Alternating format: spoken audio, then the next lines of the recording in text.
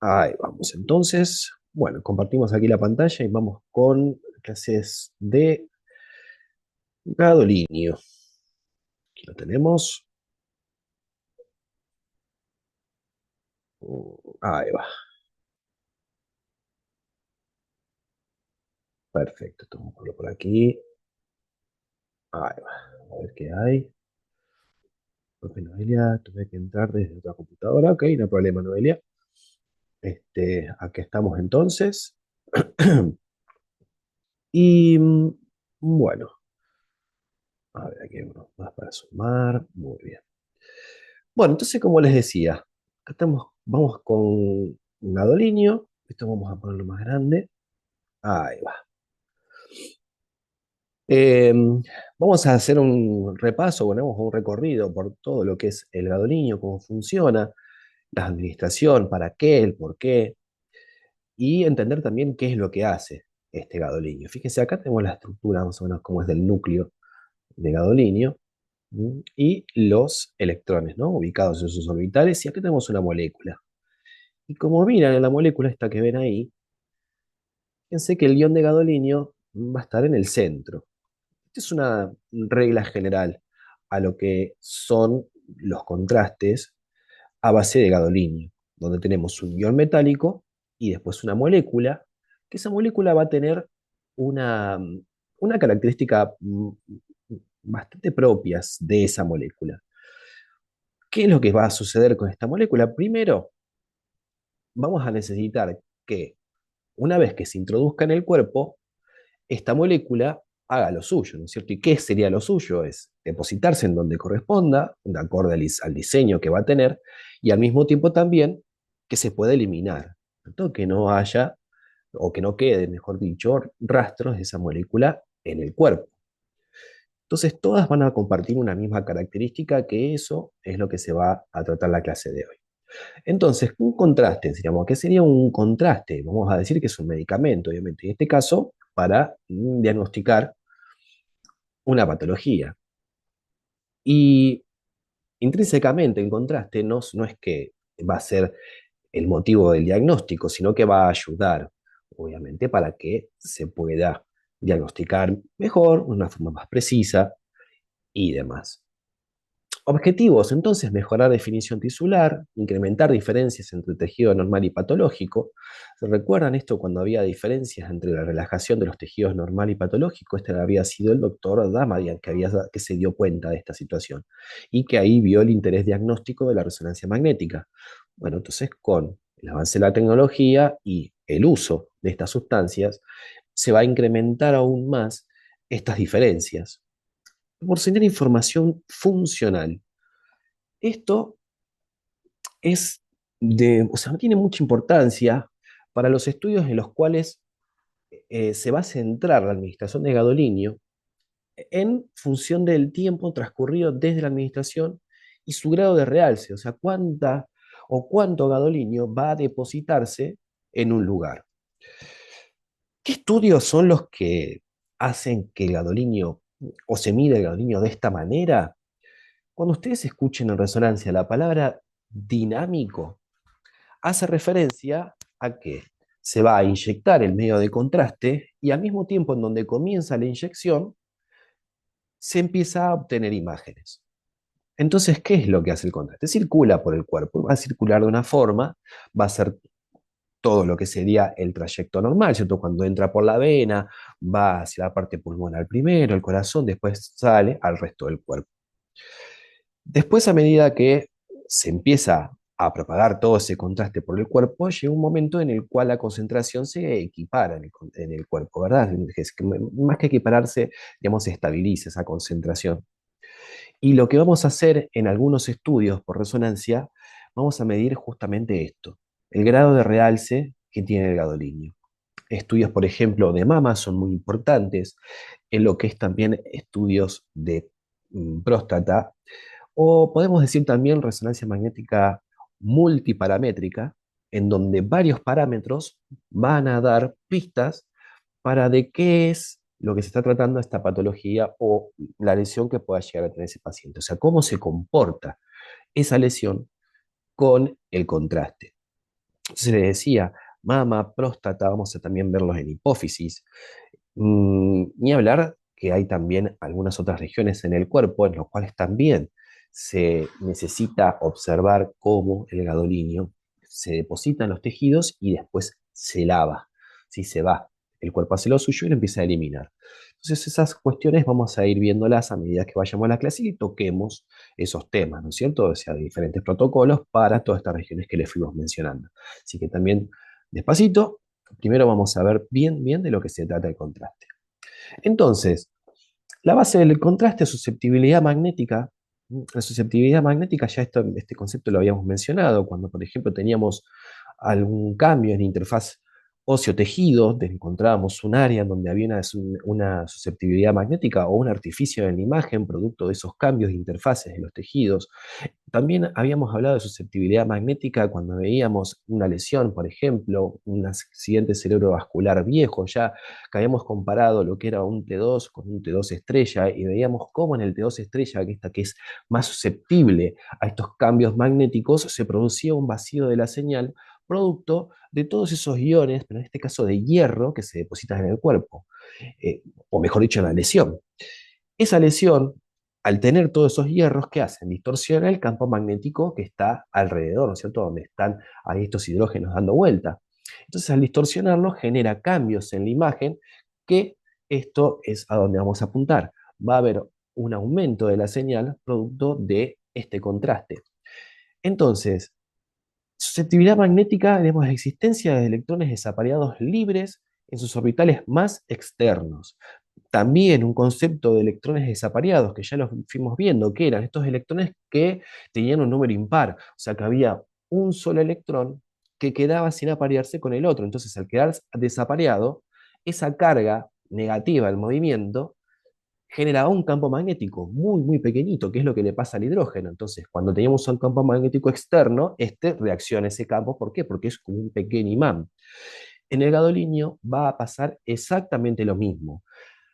Su estructura, o todo lo que es la configuración electrónica de este átomo, hace de que tenga varios electrones desapareados, entonces va a generar cambios a ese nivel vamos a decirlo a nivel químico, bien, bien chiquitito, dentro de lo que es todas esas redes de átomos que construyen nuestro cuerpo, el gadolinio se va a presentar ahí y va a generar unas diferencias en ese campo magnético. ¿Por qué? Porque todos esos electrones que están ahí dando vueltas desapareados hacen de que estos hidrógenos que están circundando alrededor sientan otro campo magnético. Entonces, por lo tanto, se van a comportar diferente. Entonces, de ahí viene o esta palabrita de susceptibilidad magnética y los cambios de cómo hace que la señal de resonancia pueda aumentar o disminuir.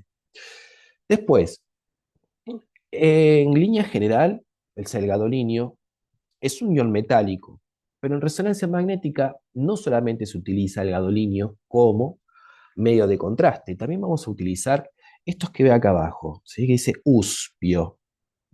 Esto hace referencia a lo que son partículas mm, de hierro que se administran en forma de goteo. En este caso es ultra small, es la US de partículas de óxido de hierro. Eso sería más o menos lo que es la traducción de esta palabrita, de estas siglas. Tenemos los suspios, hay más partículas que son un poquito más grandes. Pero ¿qué pasa? En lo grueso de la utilización de este tipo de partículas de hierro se hacen para estudios muy específicos de hígado, por lo que es el metabolismo en sí mismo del hierro en el hígado, hace de que se utilice para resonancia magnética también. Como para darle un número, o darles, mejor dicho, un número, el 99% de los estudios por resonancia magnética van a utilizar gadolinio. E inclusive, con el avance también de la tecnología, con el avance y las mejoras de los medicamentos, hay ya gadolinios que son, por ejemplo, hepatoespecíficos, o sea, para usarlos solamente para el hígado. Hay otros que no, que se usan en líneas generales para todo el cuerpo y también están reemplazando, digamos, estos otros tipos de contraste que hay, que utilizan siempre la misma forma, un ion que es paramagnético para el caso del gadolinio o ferromagnético para el caso del hierro. pero siempre va a haber un ion metálico. Este ion metálico va a tener una interferencia con el campo magnético.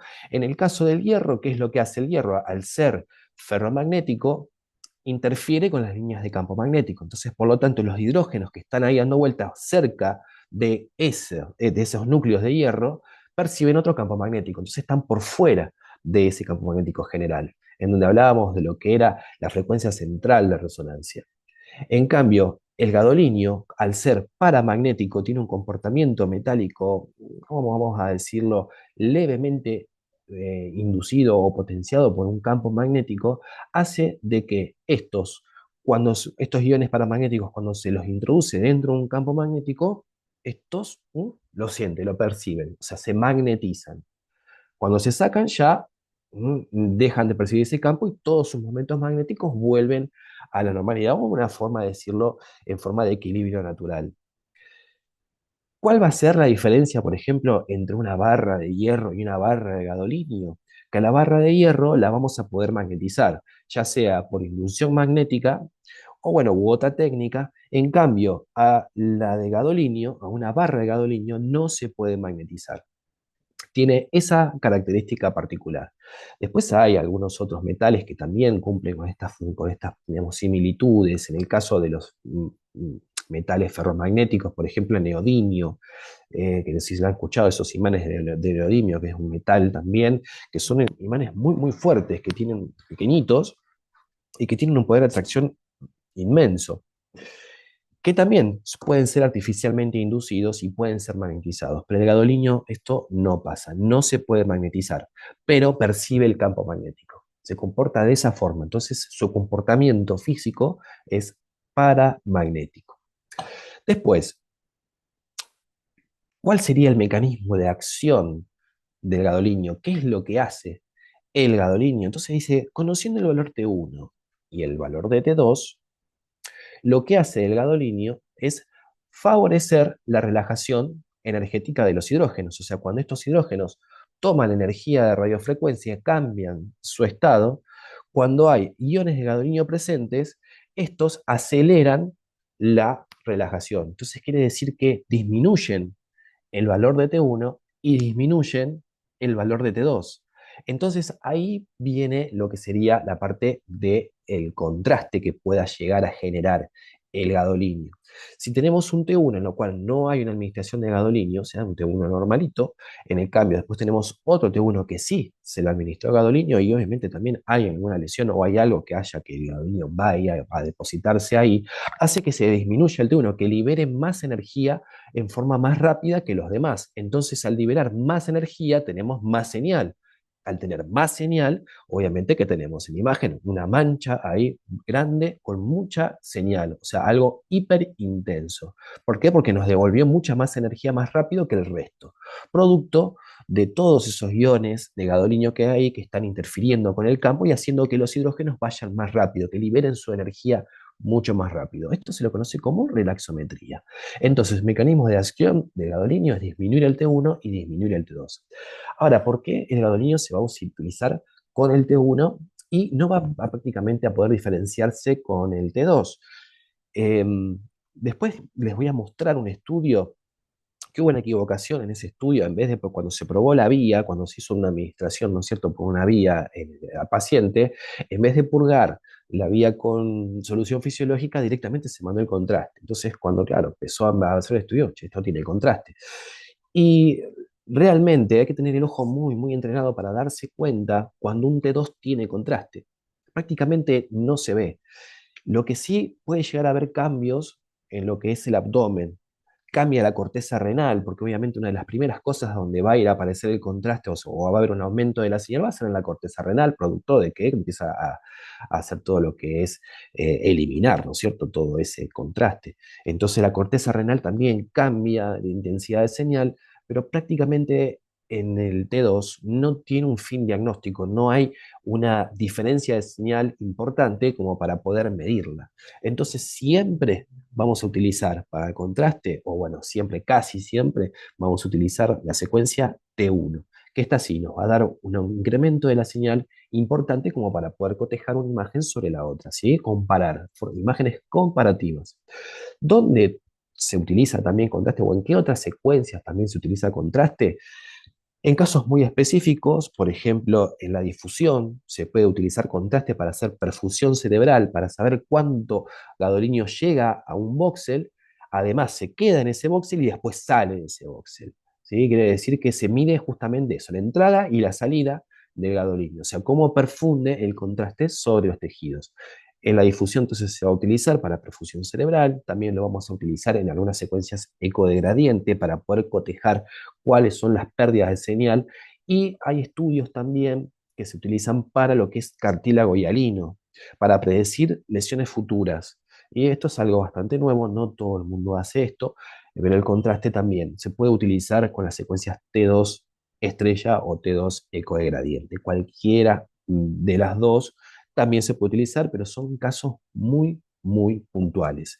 La inmensa mayoría van a ser todos T1. Entonces, esto dijimos, el mecanismo de acción es disminuir la relajación T1, ¿sí? Lo que es la relajación longitudinal T2. Disminuye, acorta los tiempos de relajación de la señal, ya sea T1 o T2. Acá tenemos una imagen justamente comparativa. Lo que podemos ver es, fíjense, cómo el contraste. Esto tenemos un T1 sin gadolinio. Y acá tenemos un T1 ya con gadolinio. Fíjense la lesión, más que evidente, ¿no es cierto? Acá fíjense cómo cambia la señal. O sea, es una imagen con los mismos parámetros, exactamente de la misma forma está diseñada la secuencia. Pero ¿qué pasa? Al tener contraste, en este caso se favoreció la eliminación de la señal, entonces obviamente tenemos donde se queda el grado niño un aumento importantísimo de la señal. Esto que están viendo es una lesión lítica. Esto es una metástasis de un tumor primario de pulmón. Fíjense porque para tenerlo también en cuenta, cuando son imágenes de este tipo, donde ustedes ven, por ejemplo, aquí la tabla ósea o con el diplo, fíjense cómo se pierde la tabla. Acá no hay tabla ósea, ¿eh? Y acá vuelvo a traer otra vez. ¿Y por qué? Porque es lítico justamente, destruye los tejidos. Entonces, esto es algo característico, lo que son lesiones en los huesos, o sea, porque el cáncer, digamos, hace que se produzcan tipos de fracturas y demás, porque destruye, son líticas, destruye el hueso y lo ven aquí, perfecto. Y como hay justamente ese aumento de la señal, producto de la lesión. Entonces, devolviendo la señal, se aprecia intensidad en la señal en tejido patológico. Obviamente hubo un realce. Entonces, otra característica también que tienen este tipo de lesiones, que esto lo van a encontrar en cualquier tipo de metástasis, o en su mayoría también, porque a veces no son todas iguales, pero fíjense en el centro, esto que ven aquí en el centro, una disminución de la señal. Estos son imágenes donde ya se empieza a ver tejido necrótico. Entonces tiene la imagen lo que se llama en halo. Tiene un aumento de la señal por la periferia y adentro un tejido necrótico. Eso también, para poder diferenciar, un día cuando estén sentados ahí en la consola viendo tipos de lesiones, van a compartir esas mismas características. Si seguimos pasando, vamos a volver aquí a la molécula. Acá tenemos otra molécula de gadolinio. Fíjense qué lindo cómo se ve. Siempre, como decíamos en línea general, el gadolinio en el centro y después toda esa otra molécula grande alrededor. ¿Qué va a hacer esa molécula ahora? Ya sabíamos que el gadolinio, bueno, tiene los 7 electrones desapareados. Estos 7 electrones desapareados hacen que las interacciones que hay con los hidrógenos circundantes cambie el campo magnético, favoreciendo la relajación T1 y T2. Pero ¿qué pasa con la molécula que está acá? Acá tenemos toda esa molécula. ¿Para qué? Ya decíamos de que, bueno, se va a ir a depositar en algún lugar y al mismo tiempo también después queremos que esa molécula se vaya. ¿Sí? Entonces, debido a la toxicidad y distribución, los iones gadolinio se encierran en una molécula como las que estamos viendo aquí, que se las denomina un quelato. Un quelato va a tener esa característica. Primero, va a encerrar al ion para que este ion no quede libre en el espacio, y al no quedar libre en el espacio no sea tóxico a nivel celular. Entonces no queremos que las células se mueran. ¿Sí? Esa molécula también va a tener esa característica de lo que sería la biodistribución, o sea, de cómo el gadolinio ingresa al cuerpo, se deposita en ese lugar y después se lava producto de la eliminación. Entonces, se encapsula al ion, permite utilizarlo en organismos tratando desde que se libere la menor cantidad de ion posible, que quede siempre encerrado este gadolinio acá. Entonces los quelatos de bajo peso molecular se comportan como agentes extracelulares, siempre van a estar por fuera del espacio celular, o sea, no se van a meter nunca adentro de la célula, siempre por espacio por afuera. Entonces decíamos que el ion este es tóxico a nivel celular, el ion de gadolinio, ¿no es cierto? El metal se lo va a querer encerrar en esta molécula. Esa molécula está diseñada en forma para que haga su papel, que su papel era es lo siguiente, entrar al cuerpo, depositarse. Ahora, ¿por qué se va a depositar? ¿Qué es lo que va a cambiar en el cuerpo para que este gadolinio diga, bueno, me quedo acá y no me quedo allá? ¿Qué características va a tener esa molécula? Va a, vamos a decirle, a gustarle quedarse en donde hay inflamación, por ejemplo. En donde hay tejido inflamatorio, el gadolinio le gusta quedarse ahí. O sea, ¿por qué? Porque esa molécula tiene receptores en los cuales se adhiere a esos lugares y después, bueno, el cuerpo hace lo suyo y los elimina, ¿no es cierto? Pero durante un tiempo se quedan ahí. Tejido inflamatorio, todo lo que son cambios, digamos, vamos a decirle a nivel fisiológico, al niño le gusta quedarse ahí, producto de esa molécula, del diseño de ese querato. Van a encontrar también que las presentaciones del fármaco en sí, del gadolinio, cualquiera, digamos, de los medios de contraste, no son todos iguales. Como toda molécula que ven acá, estas moléculas una vez cuando entran al cuerpo van a tender a disociarse. O sea, ¿qué es disociarse? Es dividirse. ¿Sí? Entonces se van a ver algunos compuestos de gadolinio que van a tener una característica que en el tiempo van a tardar más en disociarse que otros. Entonces vamos a decir lo que por un lado hay disociación lineal, en donde la molécula se rompe.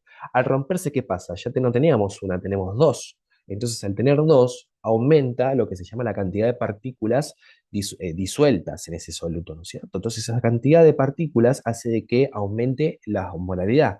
Al aumentar la osmolaridad, el cuerpo va a reaccionar de una forma agregando líquido, bueno, o agua a ese espacio. ¿Por qué? Porque dice acá hay muchas cosas disueltas, entonces va a generar una reacción y esa reacción es liberar agua al espacio. Entonces la célula como que se deshidrataría.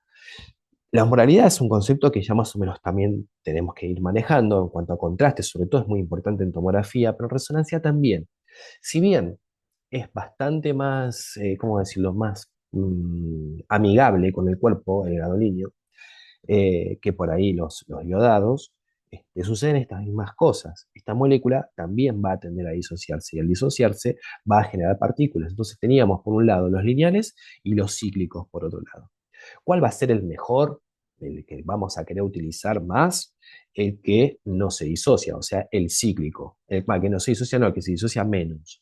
El cíclico va a tener esa característica. La molécula es mucho más estable y durable en el tiempo.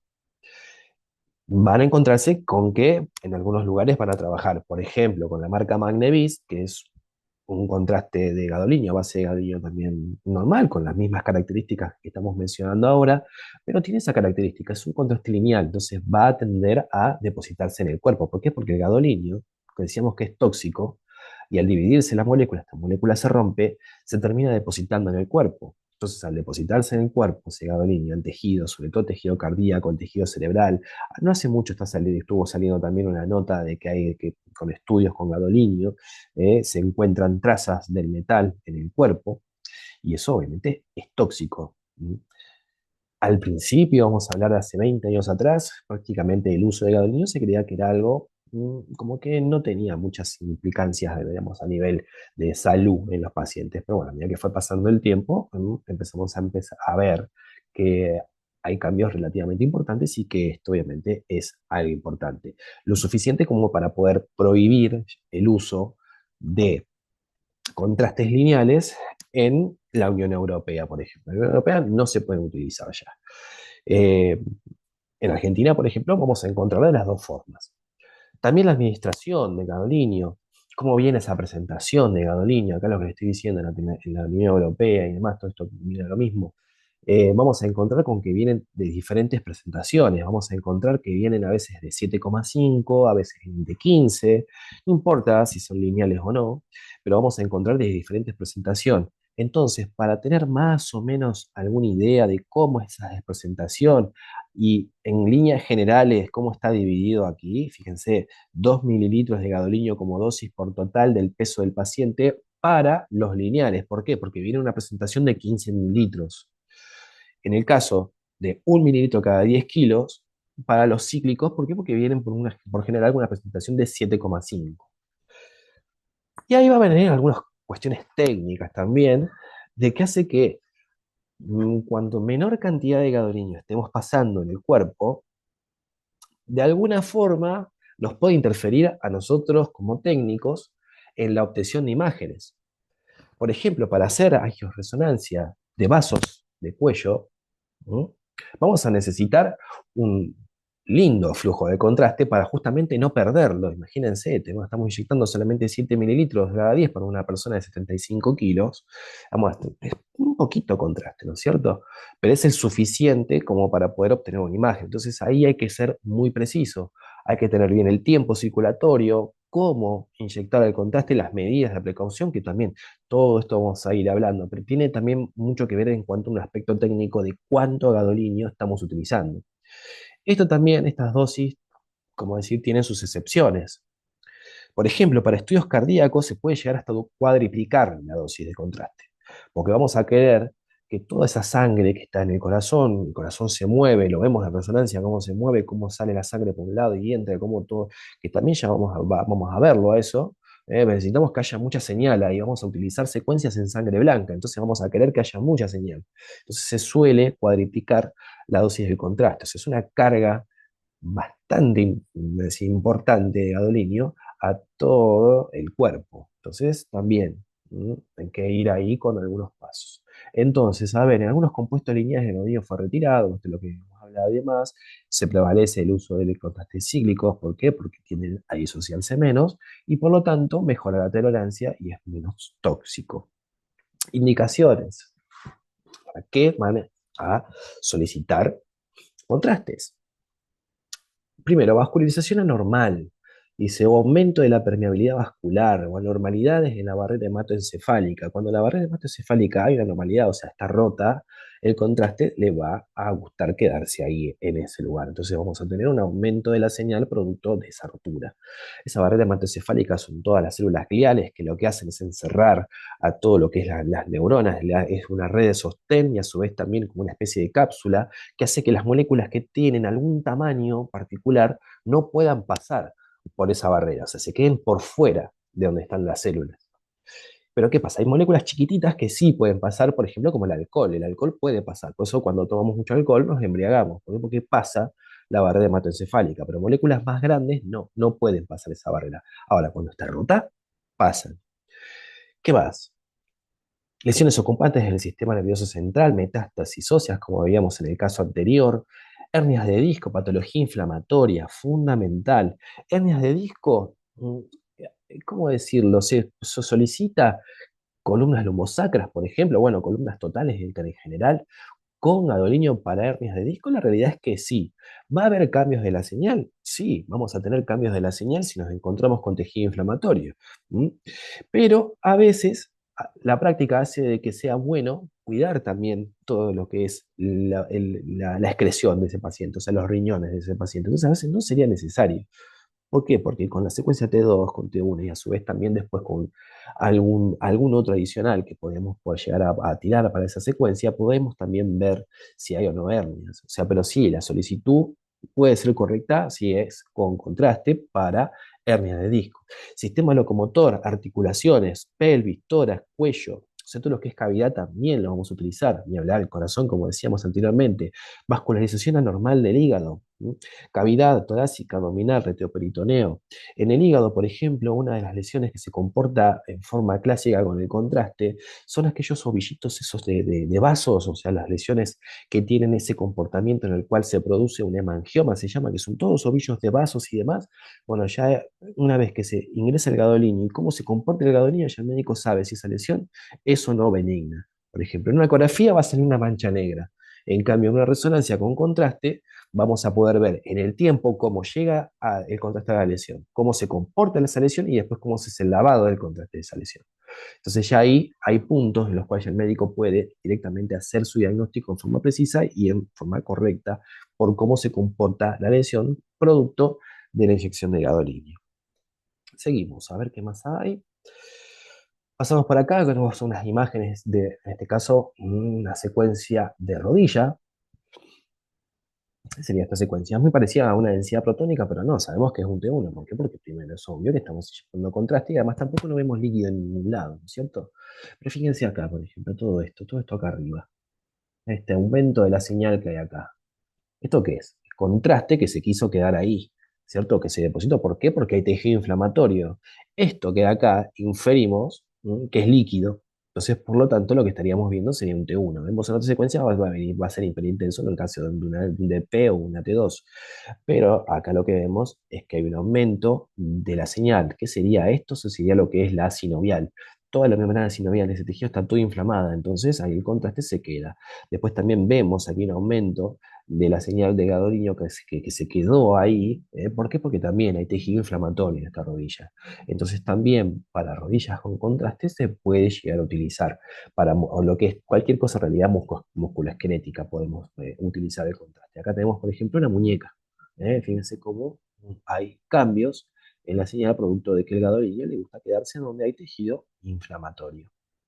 ¿Sí? También son secuencias T1. T1 saturadas. También es muy importante eso. Cuando se hacen, sobre todo en sistema, todo lo que es como músculo esquelético, bueno, locomotor, se suele, digamos, hacer lo que es la saturación de la señal de la grasa. Entonces se utilizan T1, FATSAT, sin y con un gadolinium para comparar una por sobre la otra. ¿Tá? ¿Qué podemos más decir aquí?